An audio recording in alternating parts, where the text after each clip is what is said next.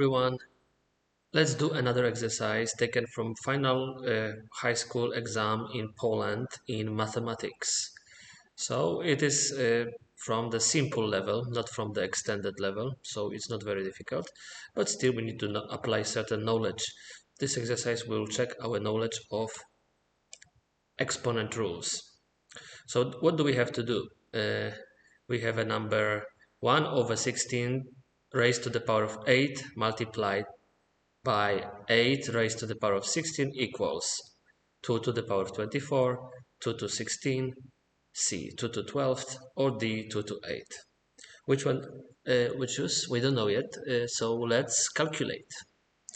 So, this what you see here, this part is a base of the exponent, and we're raising it to the exponent. So, what we can observe that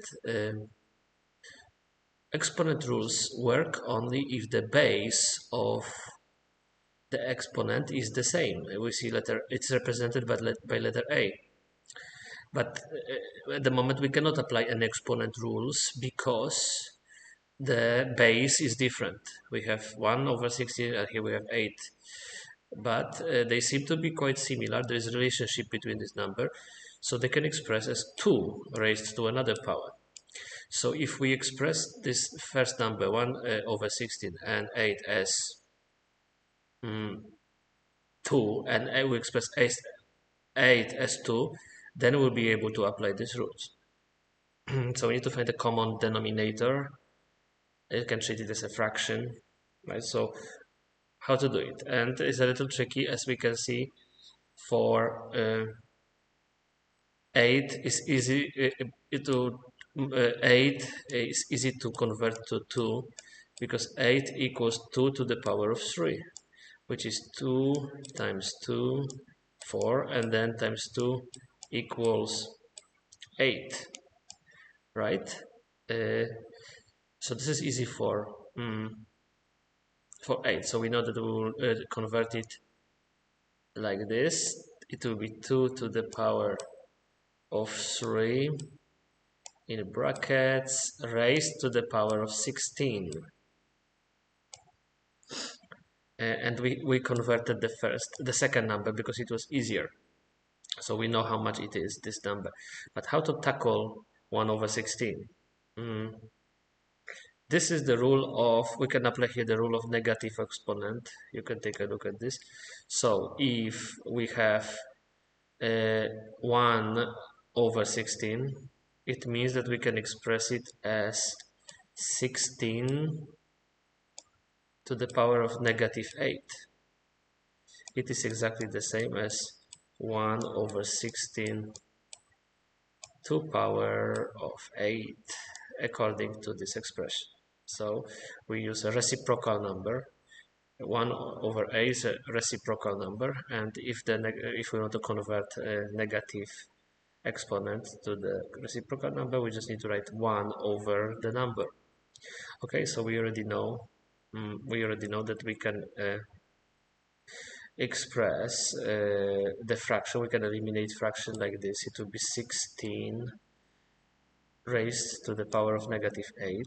However, we still need to find a common base because we know that the second term is 2 to the power of 3, but we don't have a 2. So let me create some space here. I will use the eraser.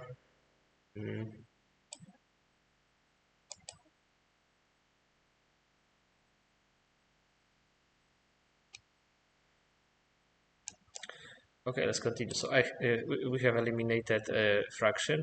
So now we need to write how much is, let's make it thicker, how much is 16 to the power of negative 8 if we convert it to the same base and write it as 2 raised to a certain power. So for sure, if 8 times 2 is 16, so it will be 2 raised to the power of 4. Then we take it in brackets, and you need to multiply it by 8, but it's minus 8 because it's negative 8. Okay, so it will equal minus 32. Okay, so we already know that the first term is 2 raised to the power of minus 32, and second term is 2 raised to the power of 3 times 16. So let's write it clearly, and we can see it clearly. So let me use a eraser again. I just want to enlarge the size of this eraser, so I can erase a bigger space or bigger area at once. But I didn't practice yet. Okay, let's try it in a simple way here.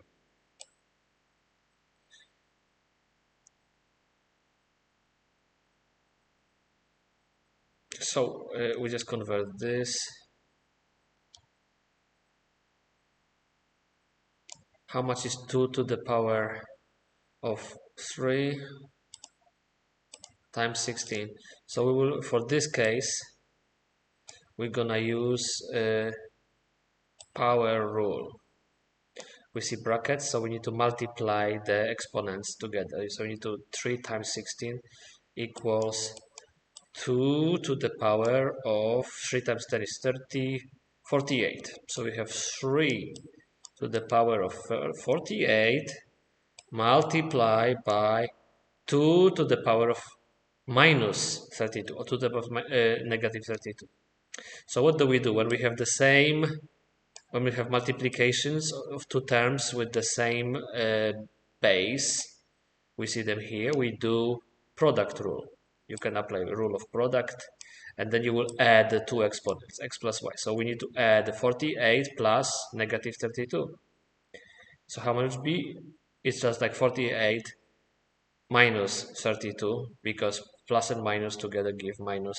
So 48 minus 32 is 16.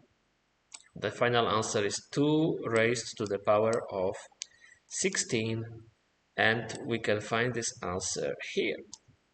Hope you find my explanation useful, and you may tackle Polish matura. It's a baccalaureate, just like in America they have SAT, in England they have A-level entry exams, in China they have Gaokao, in Poland we have matura, maturity exam, maybe because people become mature, and it's on a simple level, a basic level. It's not very difficult. However, we still need to have some knowledge of mathematics to be able to solve it correctly.